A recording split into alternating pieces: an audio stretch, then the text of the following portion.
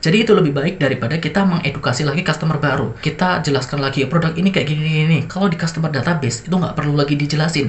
Mereka udah suka, ya udah target aja ke mereka. Orang yang tidak memiliki brand atau perusahaan yang tidak memiliki brand hanya sekedar jualan, itu mereka nggak akan peduli tentang customer database. Sama produknya, tapi yang satu itu tidak ada brand, tidak ada label, tidak ada apa. Yang satu itu ada brand dengan label dan sebagainya.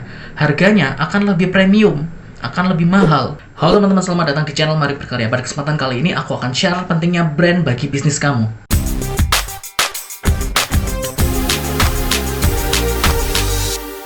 Aku tahu banyak sekali dari kita yang ingin memulai bisnis itu dengan keinginan yang cepat. Maksudnya adalah bisa cepat laku, bisa cepat mendapatkan uang, bisa cepat kaya, ingin mendapatkan banyak sekali uang dari bisnis itu. Tapi mereka seringkali melupakan yang namanya brand. Mereka pokoknya asal jualan, asal ada orang beli mereka senang, ada banyak pesanan mereka senang. Tapi mereka melupakan brand karena mereka hanya fokus di bagaimana caranya mendapatkan uang, bagaimana uang itu datang ke mereka, bagaimana agar dirinya itu bisa menghasilkan banyak sekali penjualan sehingga uang yang dikumpulkan itu banyak. Karena banyak sekali yang nggak tahu tentang pentingnya sebuah brand dari bisnis kita. Brand itu sebenarnya sangat penting. Apa saja sih pentingnya brand bagi bisnis kita? Silahkan tonton video ini sampai habis. Sebelum masuk ke videonya, jangan lupa untuk klik tombol like-nya, kemudian subscribe channel ini dan nyalakan notifikasinya. Juga follow aku di Instagram @msaifulumam, oke? Thank you. Alasan pertama kenapa brand itu penting bagi bisnis kalian adalah yang pertama, mudah dikenal atau lebih mudah dikenal. Jadi kalau misalnya kalian punya brand, itu kalian lebih mudah dikenal dibandingkan dengan kalian tidak punya brand. Contohnya, kalian tidak punya brand, misalkan nama toko aja, sesimpel nama toko. Kalau kalian tidak punya brand, otomatis kalian tidak punya nama kan? Nah, kalian biasanya menjual dengan nama yang asal-asalan. Contohnya namanya adalah sepatu murah online, atau sepatu online termurah, atau grosir sepatu online. Kayak gitu, bukan sebuah nama. Kalau misalnya bukan sebuah nama, ini orang akan susah mengingatnya karena nama yang kita gunakan atau nama toko yang kita gunakan itu mirip-mirip dengan aktivitas atau mirip-mirip dengan nama toko lain. Misalnya, nama toko kita adalah sepatu murah online. Aku yakin tidak hanya kalian sendiri. Makanya itu tidak menjadi unik. Bisa saja kalau misalnya kalian sudah memberikan pelayanan yang bagus, kalian sudah memberikan istilahnya kayak penjualan yang bagus, produk kalian bagus, pokoknya kalian itu bagus, tapi customer baru itu bisa jadi salah membeli di tempat lain karena namanya hampir mirip-mirip. Contohnya sepatu murah online, ada sepatu murah online underscore, ada sepatuku murah online, ada sepatunya murah online, kayak gitu. Jadi ada banyak sekali tiruan-tiruan yang bisa dibuat dari situ. Biasanya orang yang tidak mengenal brand atau hanya membeli tanpa mengetahui brandnya, karena kita tidak melakukan branding, sehingga orang nggak tahu brand kita, orang tahu cuma nama tokonya saja, maka bisa jadi orang tersebut akan salah atau melakukan kesalahan saat mencari produk kita. Jadi misalnya orang ingin membeli produk kita, nama toko kita adalah sepatu murah online. Orang mencari sepatu murah online, tapi direkomendasi itu adanya sepatu murah online underscore. Yang itu bukan punya kita. Nah, orang akan membeli di situ, bukan di kita, bukan di brand kita. Oke? Itu sangat bahaya kalau misalnya kita itu memang bagus ya. Di awal kita bagus, produknya bagus, kualitasnya bagus, tapi bisa jadi penjualan ke depannya itu bisa diambil oleh kompetitor atau orang yang tidak bertanggung jawab. Kemudian alasan kedua kenapa brand itu sangat penting adalah produk kalian akan dianggap sebagai produk yang premium. Coba gambarannya sangat simple. Kalian kalau misalkan beli snack curah atau snack dengan kemasan plastik gitu aja tanpa ada label brandnya, kemasannya cuma plastik transparan, terus kalian beli, kira-kira menurut kalian harganya berapa kira-kira untuk 100 gram? Apakah harganya itu sampai 15.000, 20.000? Enggak. Bagi customer itu terlalu mahal. Paling harganya biasanya antara 5.000, 100 gram loh ya, 5.000, 7.000, mentok 10.000 lah. Gak ada yang di atas itu. Kenapa? Karena customer mempersepsikan bahwa itu snacknya murah. Itu snacknya ya snack biasa gitu loh. Karena apa? Gak ada brand, gak ada label. Beda kalau misalnya kita jualan produk, kemasannya itu bagus, katakanlah standing pouch dengan aluminium foil, dengan desain dari brand kita. Maka nilai produk itu meskipun isinya itu sama, katakanlah sama-sama keripik, sama-sama keripik tempe atau keripik usus atau keripik apa, sama produknya, tapi yang satu itu tidak ada brand, tidak ada label, tidak ada apa. Yang satu itu ada brand dengan label dan sebagainya. Harganya akan lebih premium, akan lebih mahal dan orang akan tetap membeli. Karena apa? Karena mereka berpikir bahwa produknya premium, padahal aslinya, katakanlah suppliernya, sumbernya itu sama saja. Dua-duanya itu sama saja. So, brand itu penting biar kalian itu bisa menjual produk dengan harga mahal tanpa customer kalian komplain. Kemudian yang nomor 3 adalah customer yang loyal. Kalau misalnya brand kita itu bagus, akan ada customer yang loyal, yang setia dengan brand kita. Jadi, apapun yang kita jual, itu mereka akan suka. Kenapa? Karena mereka sudah suka dengan brand kita. Pembelian pertama, kita itu sudah melayani dengan baik. Produk yang kita berikan baik, respon kita cepat, pengirimannya cepat. Kemudian kita memberikan treatment khusus apalagi ke customer itu, sesuai dengan value dari brand kita. Maka, customer itu akan suka dengan brand kita, akan suka membeli di kita. Kalau misalnya kita jualan sesuatu atau launching produk baru, kita tidak perlu lagi mengedukasi customer, kita tidak perlu lagi melakukan marketing yang cukup besar, dananya cukup besar. Tapi customer itu sudah tahu, ini pasti produknya bagus, karena sebelumnya dia mempunyai pengalaman yang bagus dengan brand kita. Kalau kita tidak punya brand, customer nggak akan tahu, ini kemarin aku belinya di mana ya. Karena apa? Sekali lagi, nggak ada label di sana, nggak ada pengingat, nggak ada yang istilahnya brand karakternya nggak ada, warnanya nggak mencerminkan brand. Yang nomor 4 adalah database customer. Kalau misalnya kita punya brand, kita punya perusahaan katakanlah, atau brand aja deh, belum perusahaan, kita punya brand, maka kita pasti bisa memiliki database customer. Kita pasti bisa mencatat customer dan mengelompokkannya. Jadi database customer itu kayak gini, kita punya list siapa saja orang-orang yang menyukai produk A. Katakanlah kita punya beberapa produk, mana saja customer yang suka dengan produk A, dan sukanya itu sesuka apa atau seperti apa. Apakah dia beli produk A itu? Belinya itu berapa? Kalau misalkan belinya itu berapa? Beli 1 kah? Beli 2 kah? Beli 3 kah? Atau beli borongan kah? Nah, belinya itu frekuensinya berapa? Sebulan sekali, seminggu sekali, atau setahun sekali, atau baru cuman sekali. Nah, itu bisa kita catat dan kita kelompokkan customer itu. Tujuannya untuk apa? Untuk supaya kita bisa retargeting. Jadi kalau misalnya ternyata orang yang suka dengan produk A dan sering membeli produk A, maka kita saat launching produk baru atau produk A ini ada promo, kita langsung aja promokan atau beritahu ke customer yang suka produk A ini. Jadi kita tidak perlu lagi nyari customer baru, kita tidak perlu lagi mempromokan di sosial media dimanapun, enggak. Langsung aja target ke mereka. Targetnya lewat mana? Nah, karena kita punya customer database, kita pasti punya kontaknya dia. Entah itu lewat WA, entah itu lewat telepon, entah itu lewat email, entah itu lewat sosial medianya dia, anything, kita bisa langsung menawari dia. Kenapa aku sarankan langsung menawari dia? Karena dia pasti suka. Oke, sudah terbukti dari pembelian sebelumnya atau transaksi sebelumnya, dia menyukai produk A. Kalau misalkan kita launching produk baru yang serupa dengan produk A, kemungkinan besar dia akan suka. Kemudian yang nomor 5 adalah bisa tumbuh dan otomatis. Nah, coba kalian bayangkan kalau misalnya bisnis kalian itu sudah otomatis. Maksudnya otomatis itu kayak gini.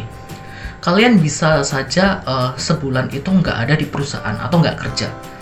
Tapi kalian bisa tetap mendapatkan uang atau mendapatkan penghasilan dari bisnis kalian. Kalian sudah tidak perlu lagi nyari-nyari supplier. Kalian tidak perlu lagi packing barang. Kalian tidak perlu lagi chatting customer, chatting client. Yang itu membutuhkan waktu dan tenaga yang sangat besar. Kalian sudah tidak perlu melakukan itu semua. Karena apa? Karena kalian sudah punya sistem. Kalian sudah punya SOP, Standard Operational Procedure, di mana karyawan kalian atau orang lain itu akan bekerja untuk bisnis kalian. Dan bekerjanya itu sudah kalian atur di dalam Standard Operational Procedure. Maka kalian tinggal mengawasinya saja. Mungkin sehari kalian bisa kerja paling 1 atau 2 jam untuk mengawasi.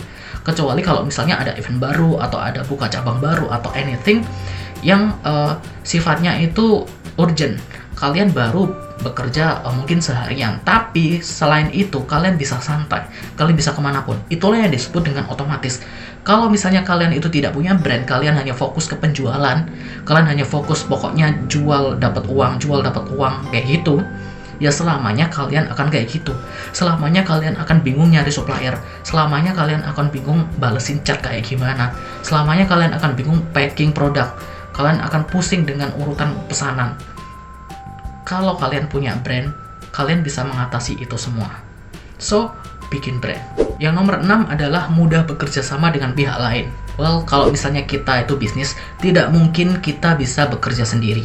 Oke, kalau misalnya bisnis kita masih kecil, it's okay, kita bisa bekerja sendiri. Tapi kalau misalkan bisnis kita itu tumbuh, udah semakin besar, kita itu nggak mungkin bisa kerja sendiri. Contohnya kalau misalnya di bagian produksi katakanlah, oke, kalau misalnya pesanannya sedikit, kita bisa produksi sendiri. Tapi kalau pesanannya udah banyak, udah bejibun, apakah kita mampu untuk produksi sendiri? Aku yakin enggak. Kita harus bekerja sama dengan perusahaan yang memproduksi barang. Atau misalnya kita itu butuh agensi atau jasa untuk membuatkan promo-promo atau mengurus sosial media dan sebagainya. Kita tuh harus bekerja sama dengan orang lain. Gak mungkin kita bekerja itu sendiri. Nah, kalau misalnya kalian tuh punya brand, itu akan dengan mudah bekerja sama dengan orang lain. Kenapa? Karena kalian sudah punya visi, kalian sudah punya misi, kalian sudah punya value brand, kalian sudah punya tujuan, kalian sudah punya goals, kalian sudah punya brand karakter, kalian sudah punya brand identity, kalian sudah punya target market yang jelas, tujuan yang jelas, strategi yang jelas. Makanya kalian bisa bekerja sama dengan pihak lain dengan baik. Kalau misalnya kalian tidak punya brand, apakah kalian bisa bekerja sama? Bisa, tapi kalian akan sangat susah bekerja sama. Karena apa? Karena tujuan kalian nggak jelas, brand kalian nggak jelas, target marketnya nggak jelas, kemudian produk kalian juga nggak tertata dengan baik, pembukuan atau akuntansi kalian tidak tertata rapi dengan baik. Banyak hal yang bisa membuat kalian gagal atau susah untuk bekerja sama dengan pihak lain. So, kalian harus bikin brand. Kemudian yang terakhir adalah tidak hilang ditelan tren. Aku tahu banyak sekali dari kita yang bisnis itu cuma ngikutin tren. Jadi kalau misalnya saat ini trennya katakanlah kalau misalkan dulu trennya adalah boba, kita ikut bisnis boba. Kemudian trennya ganti lagi ke fashion muslim, kita ikut ke fashion muslim. Trennya di kosmetik, kita ikut ke kosmetik. Trennya di tanaman, kita ikut di tanaman. Jadi bisnis kita itu ganti setiap hari, setiap bulan, setiap tahun itu ganti terus.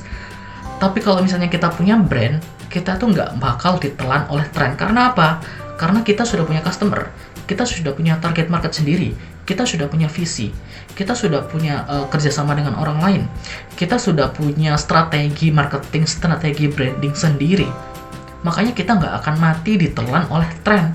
Kalau misalnya kita hanya mengandalkan penjualan, ya kalau misalnya orang sudah nggak tren lagi, sudah nggak suka lagi, ya udah tutup, ya udah nggak ada yang beli.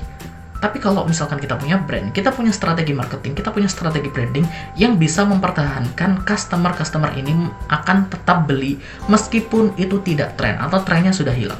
Terus apa salahnya sih kita mengikuti tren? Kita itu akan capek kalau misalnya mengikuti tren. Contohnya, gampangnya gini, kalau misalnya trennya dulu adalah tren boba. Boba itu kan minuman. Target market dari minuman ini atau proses produksinya atau strategi marketingnya, strategi brandingnya, kemudian cara penawarannya, kemudian bahan-bahannya itu sangat berbeda sekali katakanlah dengan fashion muslim. Oke? Kalau misalnya sekarang trennya boba, ternyata boba sudah nggak tren lagi, kemudian ganti di tren fashion muslim, kita bisnis fashion muslim, kita akan mulai dari nol. Kenapa? Customernya nggak sama, produknya nggak sama, bahannya nggak sama, strategi marketingnya nggak sama antara boba dengan fashion muslim. Karena kita akan mulai dari nol, kita nggak bisa menggunakan target market lama. Karena orang yang suka boba belum tentu orang suka fashion muslim. Oke? Kemudian fashion muslim kita sudah bikin lagi, kita jualan terus, kemudian trennya menurun. Kita ganti lagi, katakanlah trennya adalah di kecantikan. Oke, fashion muslim sama kecantikan mungkin ada hubungannya, tapi nggak jauh. Oke? Kita akan mulai dari nol lagi. Kita akan bikin strategi lagi, kita akan cari supplier lagi. Itu capek, teman-teman.